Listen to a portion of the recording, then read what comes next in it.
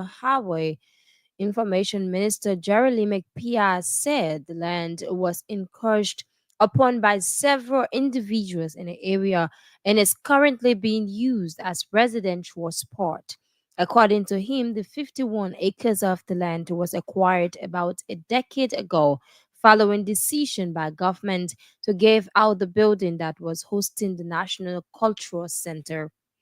Minister Pia indicated that the purpose of acquiring the land was to build a new cultural center to further boost cultural activities across the country. Speaking on Kear radio talk show in Monrovia Monday, the Liberian information minister blamed the risks of failure of past governments to protect the land from future encroachment. Meanwhile, the Liberian information minister revealed that the government have signed an agreement with the World Movement Forum in New York for the rehabilitation of the Providence Island. Minister Jeremy McPia said the agreement seeks to rehabilitate and make the country's historic island a heritage site. He narrated that as part of the agreement, the War Monument Forum intends to invest 7 million United States dollars within 5 years to transform the Providence Island into a heritage center. Thomas Edridge, a prime suspect of the arson attack at the Capitol, has been forwarded to the Monrovia City Court on multiple charges, including arson and illegal possession of firearms. This followed an ultimatum by Supreme Court Justice Yemi Gwese, who ordered the government of Liberia to release Edridge. During conference on Monday, Justice Bese directed the state to release Edry to the court for further determination. The action came after state prosecutor filed a petition for a writ of prohibition seeking to overturn a ruling by George Koibor Nuta of Criminal Court B regarding Edry, the alleged suspect in the Capitol building fire incident. According to reports from the judiciary, the state will present Edry to the Supreme Court, which will decide whether to turn him over to state prosecutors for further proceedings or to his lawyers. The rate alleges that Edry, along with co-defendants Amos Kofar, Eric Sisse, and others, conspired to commit arson and crimes through a telephone conversation causing 1.8 million in damages. It further claims that on December 17, 2024, the defendant conspired to purchase gasoline for their criminal activities. Meanwhile, Edre and that other at large suspect faced multiple charges, including arson, criminal mischief, criminal conspiracy, criminal solicitation, intent to commit murder, aggravated assault, illegal possession of firearms, release of distribution forces, reckless endangering another person's life, and theft of property. Finance Minister Augustin Gaffouin has called on Liberians to unite for the country's development as a high power delegation of the Millennium Challenge Corporation is visiting Liberia.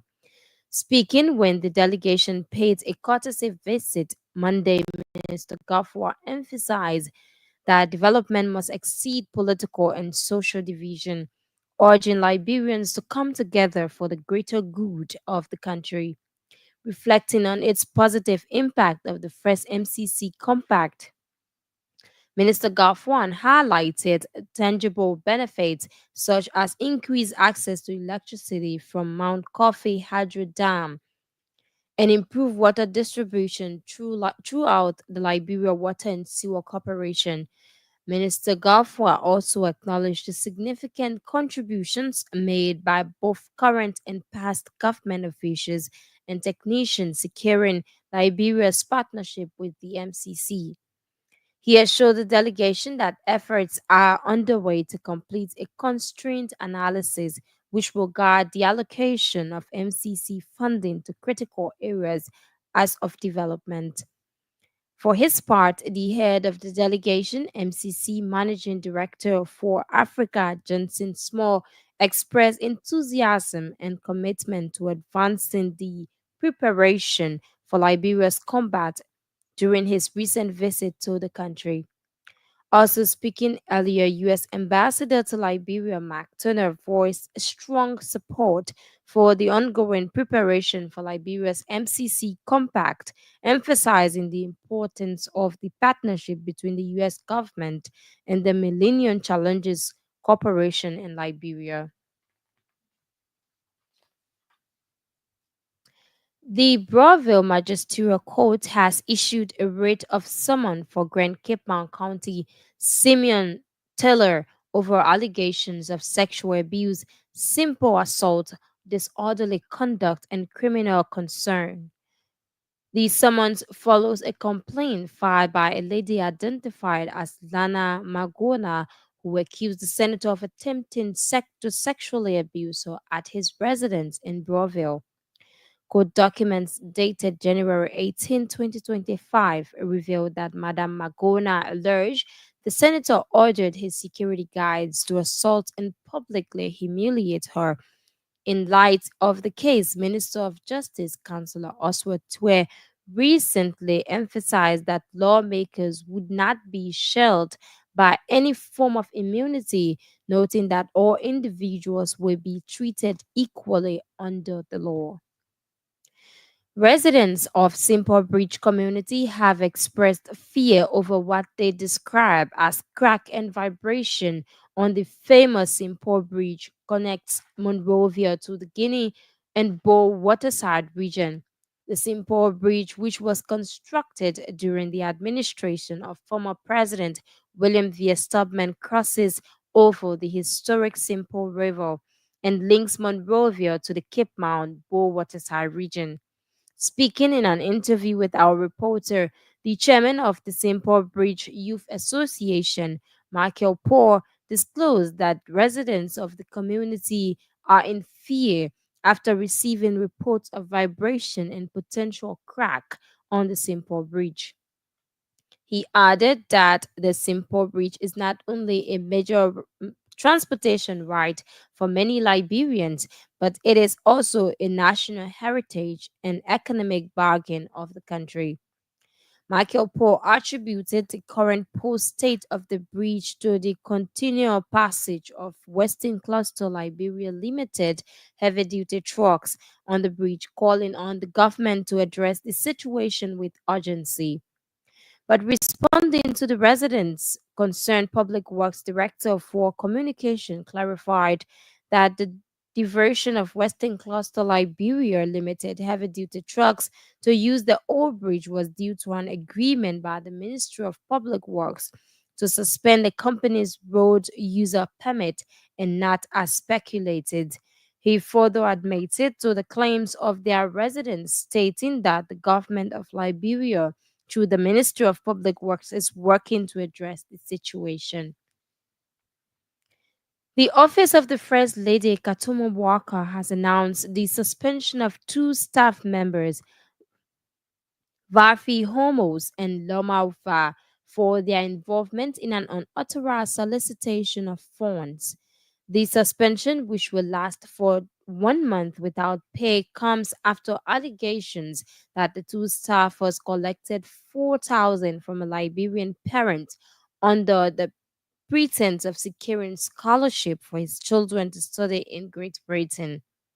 According to the Office of the Liberian First Lady, both individuals have since refunded the full amount to the affected parent.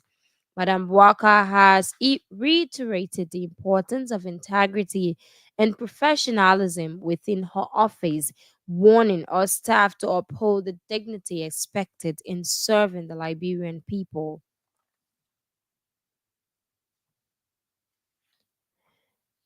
The chairman of the Citizens Action Committee, Reverend Philip Blamo, has criticized former President George Weah for posing for photos with Liberian social media influencer Prophet Key.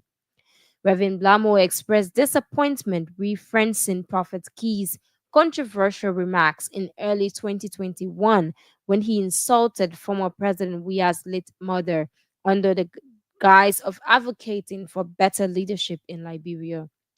Blamo stated that President Weah's willingness to honor photo requests from Prophet Key has disrespected Liberian women who have suffered public insults from influencer in the past years. He emphasized that reconciliation is a process, not a publicity shows to gain political relevance while ignoring the grievances of the people. The CAC chairman also highlighted the case of former Liberian cultural ambassador Julie Ndi, who, according to him, faced public humiliation from Prophet Key but was denied justice. He criticized Andy for appearing in photos smiling with the same individual, which he said brought further embarrassment to Liberian women. Reverend Blamo concluded by urging the Unity Party led government to focus on improving the living conditions of citizens rather than engaging in symbolic gestures. A two-man delegation from the Carter Center Mental Health Program in Sierra Leone and Uganda has arrived in Monrovia as guests of the Carter Center in Liberia. Speaking during a welcome ceremony in Monrovia, the country representative of Carter Center Mental Health Program, Benedict Dawson, said the center is working to increase the number and competency of the mental health work force through training in primary and secondary care at community levels. Dozens added that the guests from Sierra Leone and Uganda that have come to on a knowledge sharing visit will be exposed to Carter Center Liberia mental health system, primary care, and work in crisis intervention with law enforcement officers. According to Mr. Dyson, while in the country, the visiting guests of the Gator Center Mental Health will uphold discussion with the Ministry of Health, county health officers, and different directors in other sectors to understand challenges and achievements within the sector. Vice President Jeremiah Kuhn has paid a visit to the Bedin waterfall in District 2, Nimba County. Speaking to journalists during his visit, Vice President Jeremiah Kuhn said the visit aims to evaluate the region's potential for development. The vice president once completed the mini dam will assist the government of Liberia in addressing the electricity challenges experienced across the country. According to him, such move will provide government of Liberia a comprehensive understanding of the challenges associated with the upcoming construction of a mini dam at Bedin Waterfall. He assured Liberians and the Minister of Public Works that the construction of the facility is scheduled to commence in February. Citizens of District 8 Montserrado County have frowned at Representative Prince Toll for failure to ensure a clean and safe environment. These citizens claim that Representative Prince Toll has refused to engage with community dwellers to discuss challenges confronting residents, noting that action is a sign of total neglect. According to them, the district, especially the Raleigh town area, is in a deplorable condition, calling for urgent intervention. According to them, garbages in the area are being unattended to, thereby causing serious pollution in the area.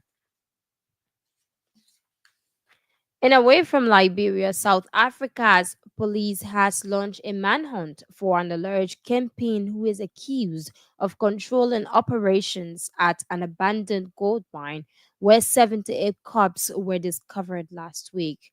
The police force said officials had helped James Neo Tassili at Lato National, also known as Tiger, to escape after he was pulled up from the mine in Softin. More than 240 illegal miners were brought up alive from the mine after it had been blockaded for months by the police.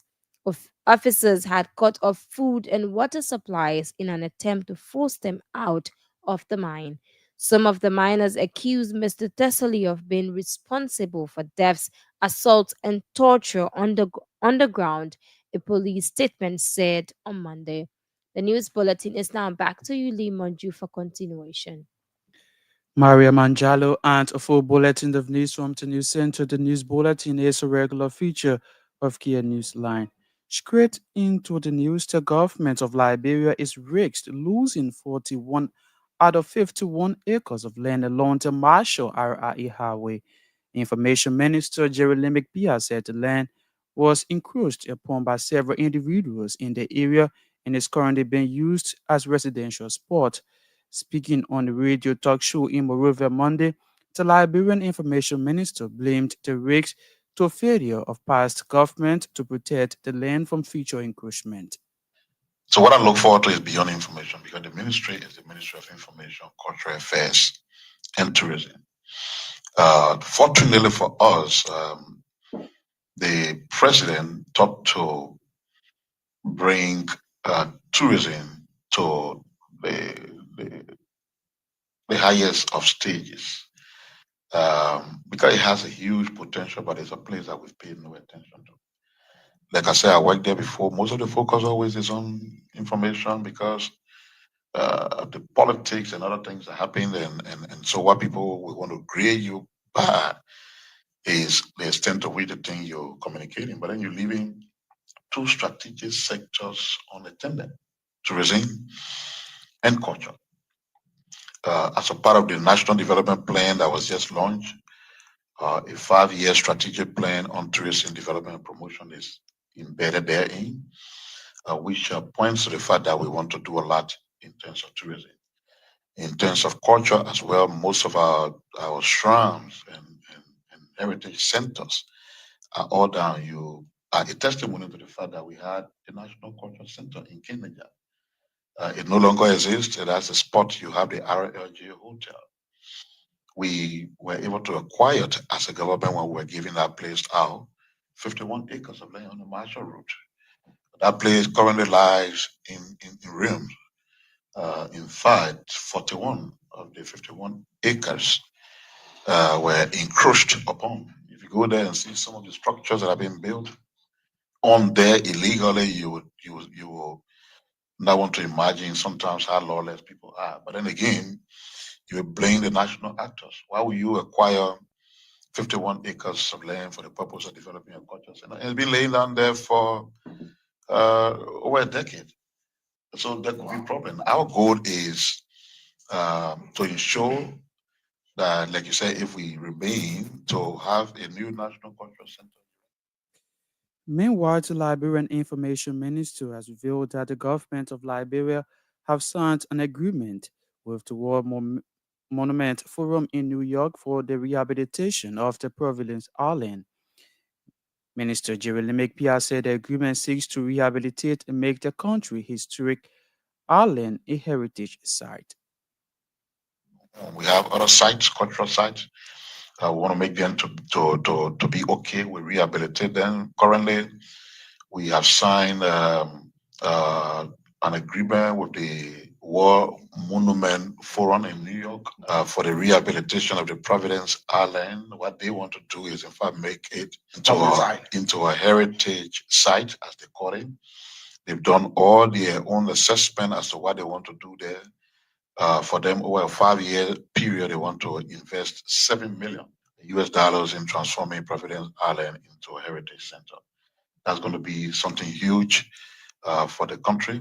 When you preserve places as places of national heritage, it means you've given them some great historical significance, and because of that, Liberia's Information Minister Jeremy Matipia. Finance Minister Augustine Gafuan has called on Liberians to unite for the country's development as a high-powered delegation of the Malulian Challenge Corporation visited the Ministry of Finance. Speaking when the delegation paid the visit Monday, Minister Gafuan emphasized that the development must exceed political and social divisions, urging Liberians to come together for the greater good of the country. Minister Kafwan also acknowledged the significant contributions made by both current and past government officials and technicians in securing Liberia's partnership with the MCC. JC and the MCC can come back to Nigeria. This is our second attempt with the MCC. We won compact before, and tangible evidence of what compact, first compact did for this country. We have a rehabilitated Mount Coffee that's producing electricity. Probably the electricity we're getting now has been supplied through that. We know what we did. Now we have the Liberian Electricity Regulatory Authority. We helped with getting some pipes to rehabilitate water supply in Monrovia, help in the establishment of the road fund, which is a permanent fixture, helping us for the rehabilitation of roads. And I can go on and on counting. We also brought employment to Liberia. So there's excitement not only in the ministry, but across Liberia, locally and in the diaspora. As I said to folks, the electricity that is being provided through MCC, through the McCoffee, is being provided to everybody. No one needs to show a political party ID card to get electricity. Nobody. So we've called on our people that we need to unite for development. The MCC brings all of us together, no matter political party, no matter religious connection. This is for Liberia. That's why we say Liberia wins. And that's why we congratulate all and some past and present government officials and technicians that worked to make this happen. We have not signed a compact agreement for MCC. We know that there's work to be done, and we ensure that we will do the work. For his part, the head of delegation and MCC Managing Director for Africa, Jason Small, expressed commitment to advancing the preparation of Liberia's Compact 2 during his recent visit to the country. Sure. It is really a great honor and pleasure to be back in Liberia again and to have this very warm welcome and hospitality from you, Minister, as well as the Liberian people. We have share a long relationship with the United States as well as MCC with Liberia, and to be part of that going forward as well. As you said, Minister, I know that you and your team are very anxious to get moving on the compact, and so that's why we're here. Have come out as quickly as we could so that we could start to talk about the long road ahead, to work closely together to develop a compact that will be highly transformative for the people of Liberia. You are right. Today is an important day of peaceful transition for the United States, and for all of us, and so we are very pleased that we have the opportunity to experience another peaceful transfer of power and continue to undergird the democratic democracy and human rights, those things that undergird not only the United States but also MCC's eligibility criteria for the program. Speaking earlier, U.S. Ambassador to Liberia Mark Turner voiced strong support for the ongoing preparation for Liberia's MCC Compact 2, emphasizing the importance of the partnership between the U.S. government, the Millennium Challenge Corporation, and Liberia. It's an exciting day because it's the start of work that will continue for many years as we develop the Millennium Challenge Corporation Compact. But this is a real win for Liberian people, as you know, Minister. And we're so pleased that our colleagues, Jason Small and Alana Shapiro, could come out and begin that work with you today and meet your team. Because we'll be working closely, they'll be working closely with all of you going forward. But as you said, Minister, this is the start of a long process as we identify the areas and sectors where Liberia needs the MCC's help. And I, as ambassador, am very happy to be part of this and part of this important day and start of what I hope is a little productive. U.S. Ambassador to Liberia Mark Turner had listened to MCC Managing Director for Africa Johnson Small and Finance Minister Augustine Kafuan.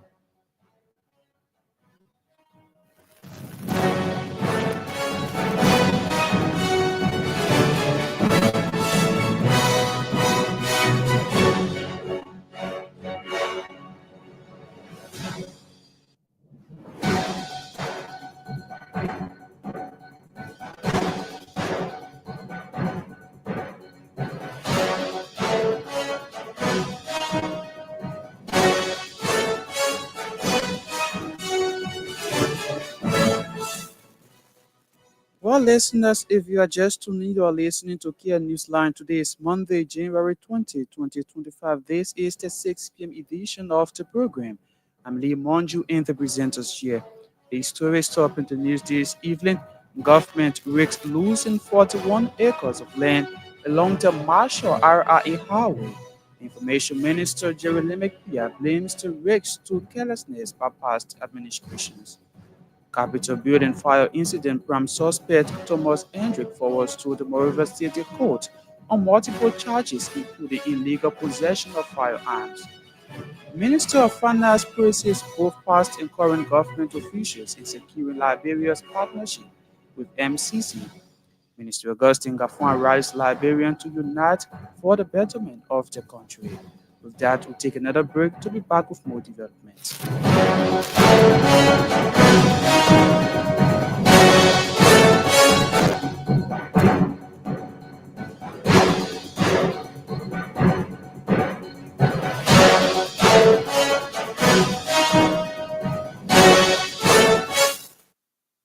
Many thanks for joining us.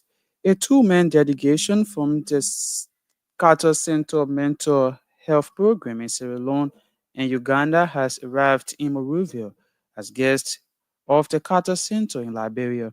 Speaking during a welcome ceremony in Monrovia, the country representative of Carter Center Mental Health Program, Benedict Dawson, said the center is working to increase the number and competency of the mental health workforce through training in primary and secondary care at a community level. Thus, added that the guests from Sierra Leone and Uganda that have come on a knowledge sharing visit will be exposed to Carter Central Liberia's mental health system, primary care, and work in crisis intervention with law enforcement officers. This week involves our partners and from Sierra Leone and Uganda. Those are countries where the Carter Center is expanding its mental health support, working to to strengthen the mental health system across them. And the reason why the folks are here is that they are here on a learning visit Liberia, because as you may be aware that the Carter Center Mental Health Program has been working in Liberia for about 15 years. So in 2009, 2010, we started to do work here mainly around workforce development, trying to increase the number and competencies of the mental health workforce. And we've trained a lot of mental health workers who can work in primary care and secondary care and provide at the community level, as well. And some are also working at the tertiary facility, which is ES Grand Hospital. And we've also done a lot in non-specialist trainings, like WHO methodology called MHCAP. We've trained a lot of workers. We've done the same school-based mental health support and other things. And so, again, we have worked in the overall policy reform, participated robustly across all the three iterations of the Liberian mental health policies and strategic plan, and supported implementation of many of the policy and the objectives and activities throughout. Country representative of Carter Center Mental Health Program, Benedict Dawson. Vice President Jeremiah Cohn has paid a visit to the Guiden waterfall in District 2, Nemba County. Speaking to journalists during the visit, Vice President Jeremiah Cohn said the visit aims to evaluate the region's potential for development. The Vice President said when completed, the meeting dam will assist the government of Liberia in addressing the electricity challenges experienced across the country.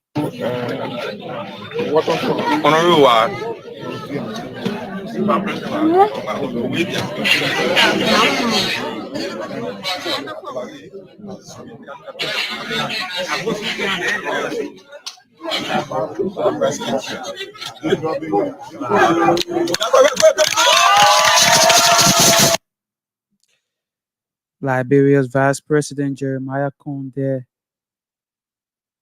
in District 2, Nemba County, they're speaking his traditional Language. Residents of St. Paul's Bridge community have expressed fear over what they describe as creek Palmy has crack and vibration on the famous St. Paul's Bridge, which connects Monrovia to the Guinea and Bow Waterside region. Speaking in an interview with our reporter, the chairman of St. Paul's Bridge Youth Association, Mariama, disclosed that residents of the community are in fear after receiving reports of abrasion and potential crack on the St. Paul's Bridge. You're playing the national actors. Why will you acquire 51 acres?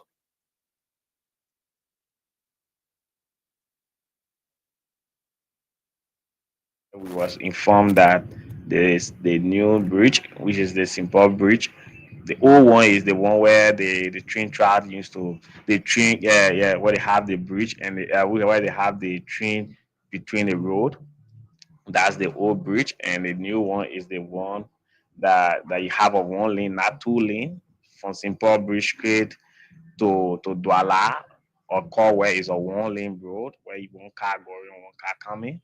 And I can remember in 2017, there was an engineer team came from Sierra Leone to do an assessment, which the group is called Innovative Solution or Consultant. And they came to do a Vatan to Bowolosa or two-lane road assessment. And one of the major point was the simple bridge. And I was opportune to work with that group, and they were hosted in Simple Bridge, where we used to call the venue of Vata Gesot. And those engineers said to me that bridge won't last for long because of vibration.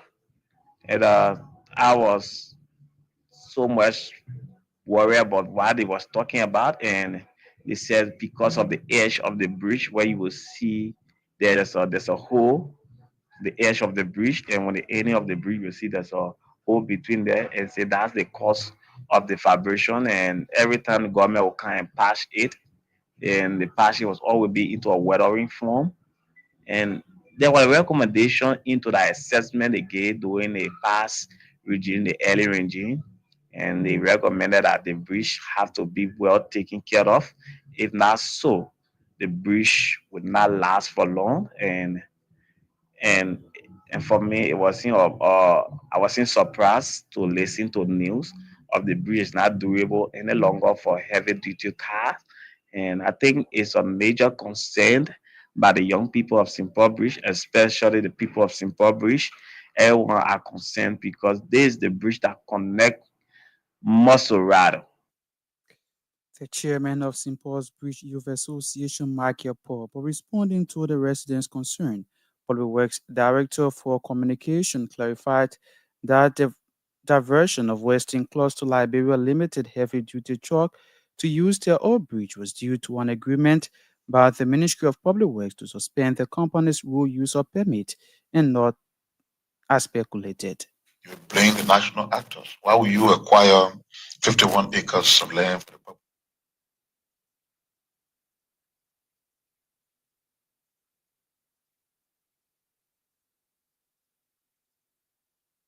It is quite obvious that sometimes these actions are mostly powered by misinformation, and it is unfortunate. However, it is important to note that the ministry took a deliberate action to have suspended the road user permit of Western Cluster Limited on grounds that their heavy duty trucks were using the simple bridge, and there will be a likelihood for a damage to the bridge if care isn't taken. And after they were suspended for a period of time, there were agreements reached before the lifting of the road user permit. Part of that agreement was for them to have reconditioned the old bridge as reg adjacent the new one to use that bridge. And an engineering assessment was done to the bridge to realize that certain bearings on the bridge were damaged, and the Western Cluster would have taken responsibility to do full rehabilitation to the bridge. So the diversion of Western Cluster's truck to the old bridge was not contingent on any major vibration to the main bridge. It was based on the agreements reached by between the Ministry of Public Works and that of Western Cluster Liberia Limited, that they should use that bridge as of the date the road user permit was lifted to avoid damage being caused to the main bridge. Also, they are supposed to do a bridge at Clay Junction. They were also supposed to carry out major renovation to the roads because assessment shows that the road was damaged as a result of the heavy trucks plying that particular route. So they agreed, and a certain amount was made available, and the Liberian contractor contracted to carry out sectional fixes, sectional fixations to the road. Public Works Director for Communication there speaking to James Walkwood of our staff and listening to the chairman of St. Paul's Bridge Youth Association, Mark Yapo.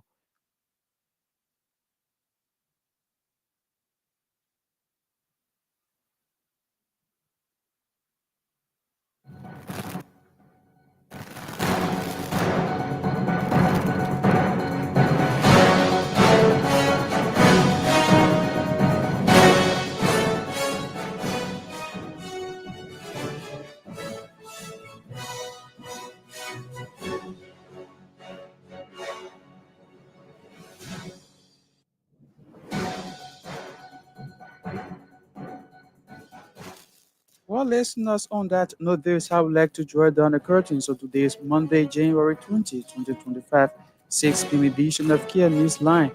This has been the John Airport of the News and Current Affairs Department here at Kear Communications Network.